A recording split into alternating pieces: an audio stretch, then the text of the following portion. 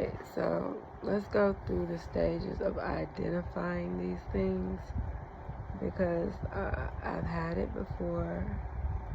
Right after I took those things, not too much later, my face started breaking out. Doctors started telling me I'm doing it to myself. I guess because I got the shot, I'm doing it to myself. I don't know, okay? Because these things have a mind of their own. So I'm not sure how I would be doing it myself. But anyway, they've pretty much eaten me up to the point of skin and bones, and I'm losing weight very quickly. So I've changed my diet. So that's not going to help the fact that I'm losing weight quickly. But fasting is the best way. Fasting is the best way to heal yourself. Right now I have mustard on my face because I'm trying to get the ones out of my head. And up there are the thicker, bigger things. Yeah, I think they do mess with your brain because they grow all throughout your skull. They connect to your rib cage.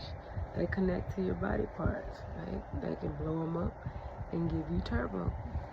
See, yeah, I don't know if I can say that here, but y'all see some pictures of before my face broke out, and I'm gonna put the videos during the time it was broke out,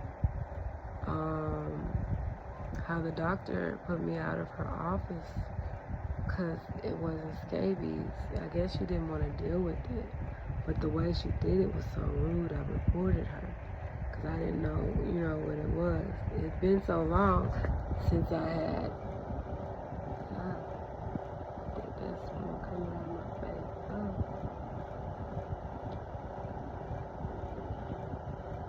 When they leave marks, they look like ringworms. Okay. At least the little hole is always going to be another hole, because there's this one has a hole somewhere else, because this one is whole, top and the bottom. Some of the things are coming out of my skin because of the mustard, but that doesn't stop them from remaking themselves. I think until your diet is completely changed, can you have these dormant? It's another one. It's showing because of the mustard. Mustard, for some reason, pulls them out. It doesn't stop them from coming back, though. I think that has to do with you and what you're putting in your body.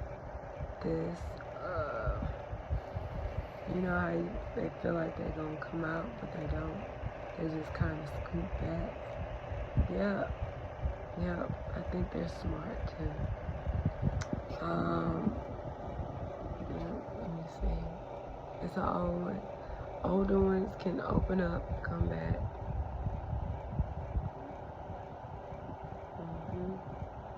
This is an older one. This one is an older one. It looks like it's wanting to come back. So what I do for these, when they first start off small, if I can catch them from growing too big, I will apple cider vinegar them with a Band-Aid on until it possibly dries up, or bleach bath. Bleach bath. They help. You can't. It's only so much your skin can take. They help. They don't stop. Bleach does not stop these. So get that out your head. Again, this is mustard. If you have to, in the beginning where they're so bad you can't help it, what you need to do is take a cayenne pepper and mustard bath, and that will get some of the ones that are living in your skin out, because there are different types to this whole thing. The ones in your skin and the ones that are in your body, and the little white ones, and I'll show you all later the ones that I kept. It gets under your nails, that's why my nails are so dark and dirty. Plus, the water matters that you use. I've been using the water from the faucet, which is what most of us use, but mine had lead in it, and right now my skin is like paper thin. It's absorbing everything. So of course I'm absorbing the lead in that water, which is why I believe it's taking so long, because that's a heavy metal. So I started drinking my pine needle tea again, and you have to have your lymph system open.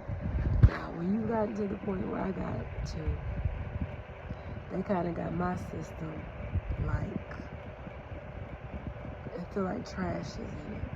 And I usually rub my lymphatic system like a lot, but it happened so quick while I was stressing.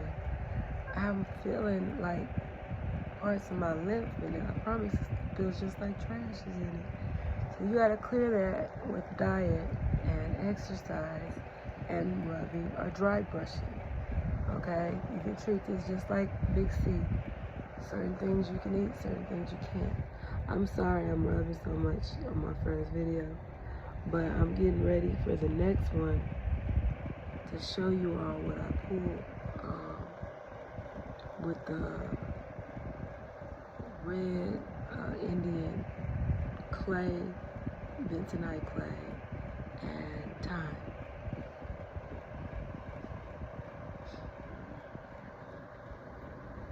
So, yeah. Well, for right now, I can show you more that you can identify. They get in your hands. And your hands will be the whole reason you keep getting reinfected. Because the whole time, they've been between your fingers, under your nails, right there, I hope I don't, yeah, I can see that.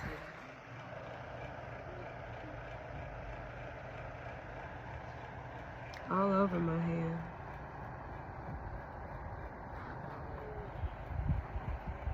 And I wasn't aware of what they were doing, plus the water. So I was absorbing a lot of lead. It was making my hands real soft and mushy. It was gross. So I had to get that extra skin off the best I could. It's still soft. And when I bend my thumb, I feel something moving inside. So these are still alive. But here, and here, and look, there's one.